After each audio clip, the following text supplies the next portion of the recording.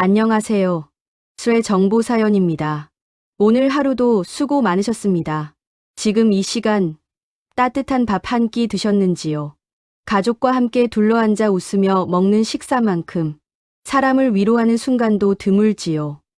하지만 자식 병원비 짐 되기 싫어 아껴온 보험금조차 눈엣 가시로 여기며 몰래 해약해버리는 자식이 있다면 그 마음은 얼마나 무너져 내릴까요? 오늘 들려드릴 이야기는 평생을 사과 과수원에서 땀 흘리며 자식을 금지옥엽으로 키워낸 한 어머니의 사연입니다. 아들 내외에게는 그저 돈만 축내는 짐스러운 노인으로 취급받았던 그녀. 그리고 어느 날 돌아가신 남편이 남긴 낡은 보험 증서 한 장이 열리는 순간 모든 것이 뒤바뀌게 됩니다. 지금부터 부모의 사랑을 배신으로 갚은 자식들에게 전하는 돌아가신 아버님의 서늘하고도 따뜻한 가르침. 함께 들어보시겠습니다.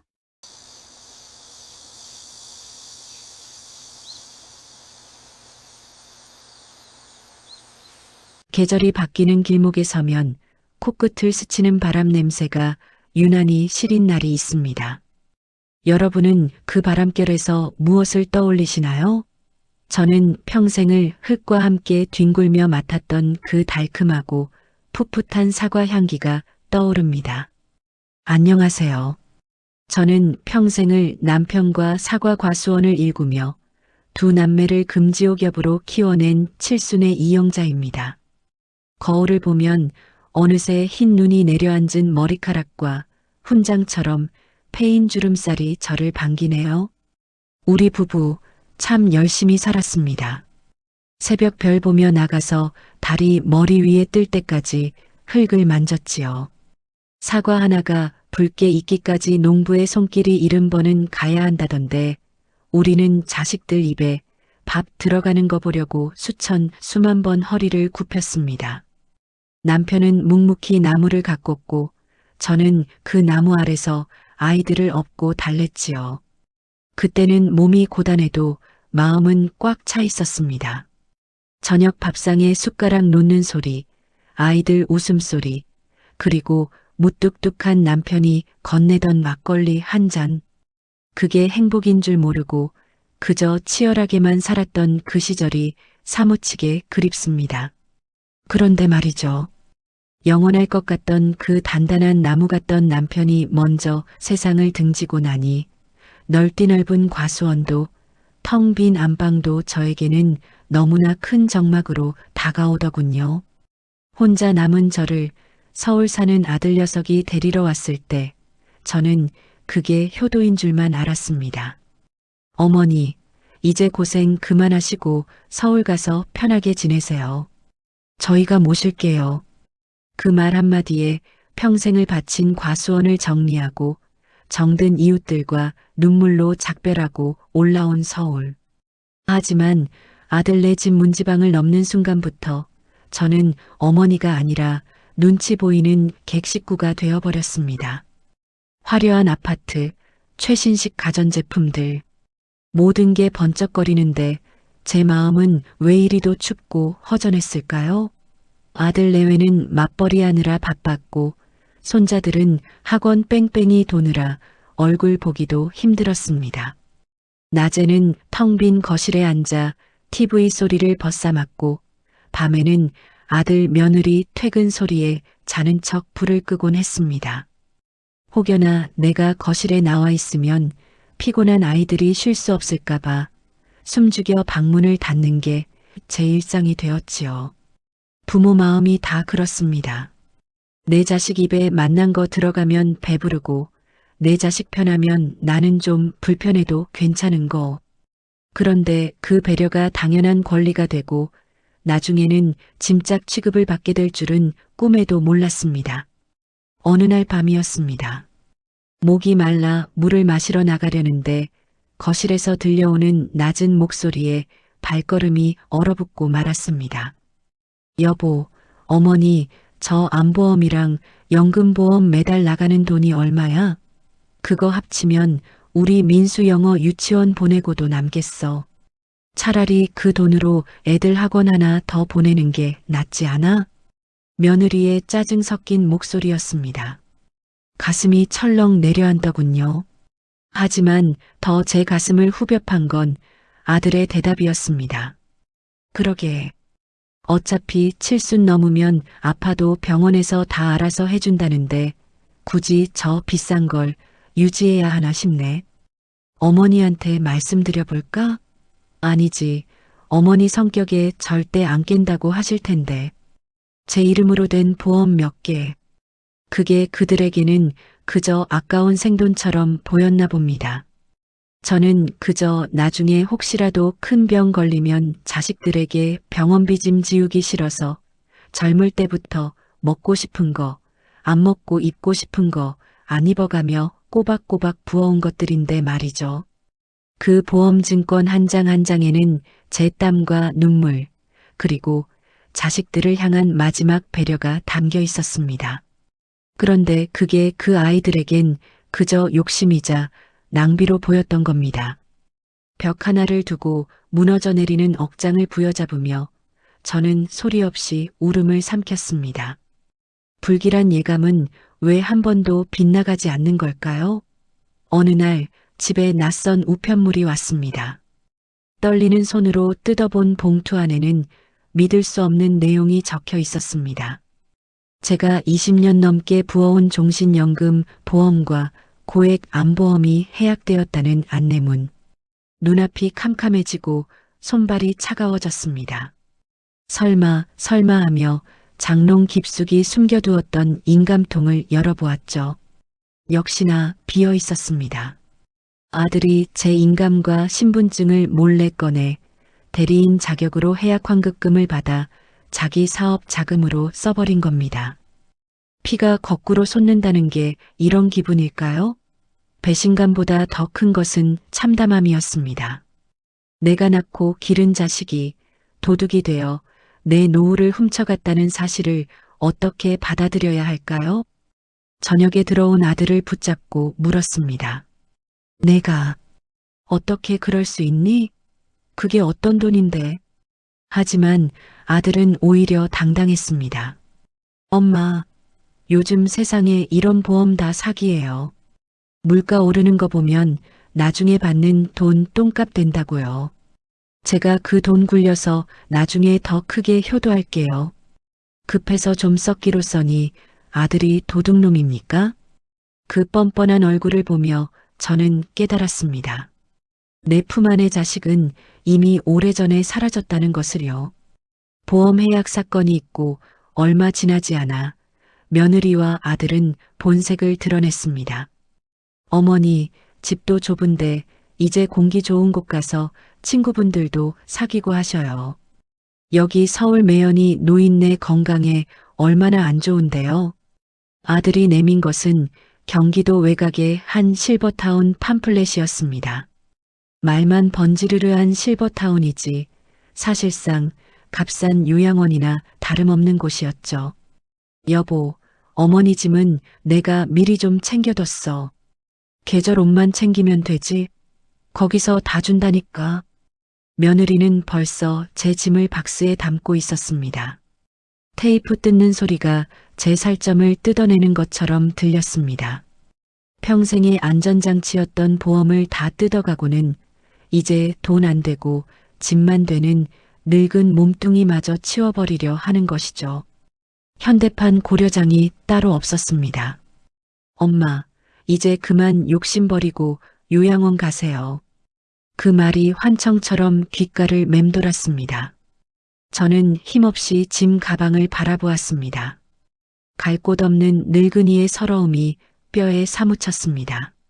모든 걸 포기하고 짐을 싸서 집을 나서려던 찰나였습니다.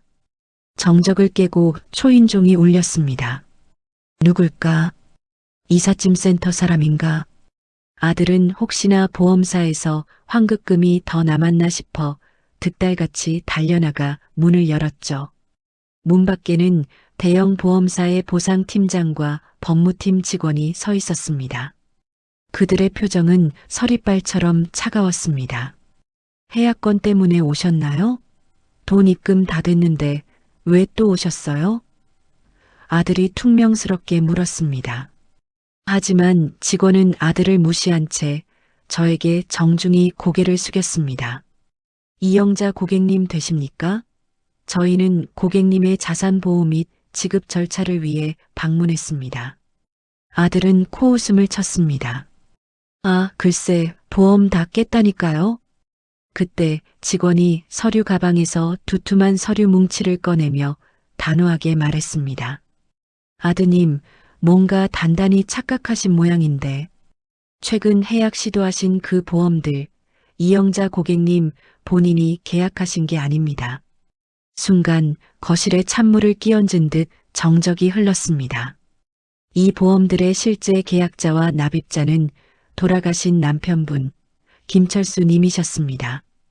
그리고 이 상품은 단순한 연금이 아니라 수익자 보호 신탁이 걸려있는 특수보험입니다. 직원의 설명은 충격적이었습니다. 알고 보니 제 남편은 생전에 아들이 사고 칠 것을 혹은 제가 마음이 약해 자식들에게 다 퍼줄 것을 미리 예견이라도 한 듯 했습니다. 그래서 자식들은 물론이고 저 자신조차도 함부로 해지할 수 없도록 변호사를 통해 공증까지 마친 안전장치를 걸어두었던 겁니다. 아들이 제 인감으로 해약했다고 믿었던 건 그저 겉으로 보이는 일부 보장성 보험 몇 개뿐이었고 진짜 몸체인 거액의 연금 자선은 꿈쩍도 하지 않았던 것이죠. 직원이 남편이 남긴 짧은 자필 메모를 보여주었습니다. 투박한 글씨체, 눈물이 왈칵 쏟아졌습니다. 여보, 당신은 마음이 여려서 자식들이 달라고 하면 눈 딱 감고 다 줄 사람이잖아. 내가 없어도 당신이 구차하지 않게, 누구 눈치 보지 않게 살았으면 해서 남겨두네. 이건 오직 당신만을 위한 거야. 부디 당신을 위해서만 써. 죽어서도 저를 지키고 있던 사람, 무뚝뚝해서 사랑한다는 말 한마디 없던 그 사람이 이렇게 큰 울타리를 쳐놓고 떠난 줄은 정말 몰랐습니다. 직원이 서류를 읽어 내려갔습니다. 계약 조건에 따라 배우자 사망 후 3년이 지난 시점인 오늘부로 일시금, 보상금과 만기, 환급금, 가리고 남편분이 남기신 비상장 주식 배당금을 합치면 약 25억 원입니다. 25억. 평생 흙 파먹고 산 저는 상상도 못할 금액이었습니다. 단 이 금액은 오로지 이영자님 명의의 단독 계좌로만 입금되며 자녀분들의 대리 수령은 법적으로 불가능합니다. 또한 타인에게 양도시 50%의 위약금이 발생하도록 설계되어 있습니다. 그 말이 떨어지자마자 며느리가 들고 있던 박스를 바닥에 떨어뜨렸습니다. 아들은 제 바지가랑이를 붙잡고 바닥을 기더군요. 엄마, 아버지가 그런 걸 남기셨어? 역시 우리 아버지 대단해. 엄마, 나 사업 힘든 거 알잖아. 우리 같이 살자. 응?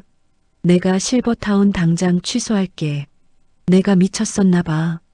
조금 전까지 짐짝 취급하며 내쫓으려던 그 입에서 비굴한 웃음과 함께 침 튀기며 쏟아내는 변명들. 돈 앞에서는 부모도 자존심도 없는 그들의 민낯이 참으로 서글펐습니다. 저는 아들의 손을 조용히 아주 차갑게 떼어냈습니다. 예전 같았으면 마음 약해져서 그래 같이 살자 했을지도 모릅니다. 하지만 남편의 편지가 그 투박한 사랑이 저를 단단하게 만들었습니다. 아니, 실버타운은 내가 갈 테니 너희는 이 집에서 나가거라. 네? 엄마 그게 무슨... 이 아파트 전세금 내 명의로 된 거 알지? 그리고 아까 내 보험 환급금 훔쳐서 쓴 돈 보험사에서 사문서 위조랑 부정수급으로 고소하기 전에 당장 내 계좌로 입금해라.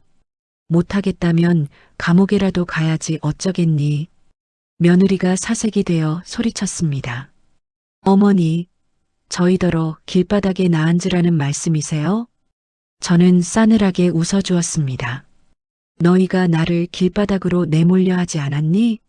부모 자식 간의 정, 그것도 너희가 먼저 해약했다. 내 인생에서 너희라는 보험을 이제 내가 해약하련다. 저는 뒤도 돌아보지 않고 방으로 들어와 제 짐을 챙겼습니다. 이제 누군가를 위한 짐이 아닌 나를 위한 여행 가방을 싸는 기분이었습니다. 그날로 저는 전문 변호사를 선임하고 제 발로 걸어 나와 전망 좋은 곳에 저만의 보금자리를 마련했습니다. 24시간 케어해주는 비서도 고용하고 배우고 싶었던 그림도 배우고 맛있는 것도 마음껏 사 먹습니다. 자식들에게 한 푼도 주지 않겠다는 유언장도 미리 공증받았습니다. 가끔 아들이 찾아와 문 밖에서 울고불고 하지만 문은 열리지 않습니다. 이제야 알겠습니다. 중년의 고독은 자식이 채워주는 게 아니라 스스로 채워가야 한다는 것을요. 그리고 진정한 노후 준비는 돈이 아니라 홀로서기 할 수 있는 마음가짐이라는 것을요. 돈 앞에 부모도 몰라보는 자식들보다 남편이 남겨준 따뜻한 보험금 명세서가 제 노후를 더 포근하게 지켜주고 있습니다. 하지만 그보다 더 큰 선물은 당신을 위해 살라던 남편의 목소리입니다. 여러분, 자식에게 모든 걸 걸지 마세요. 여러분은 누군가의 부모이기 이전에 소중하고 빛나는 한 사람입니다. 이제 욕심이 아니라 짐을 내려놓으세요. 그리고 오직 당신 자신만을 위해 남은 인생을 가장 화려한 봄날로 만드셨으면 좋겠습니다. 저기 창밖의 사과나무에 또 꽃이 피네요. 영감 고마워요. 나 이제 진짜 내 인생 살아볼게요. 사랑합니다. 그리고 존경합니다. 이 땅의 모든 어머니, 아버지들. 오늘도 편안한 밤 되세요.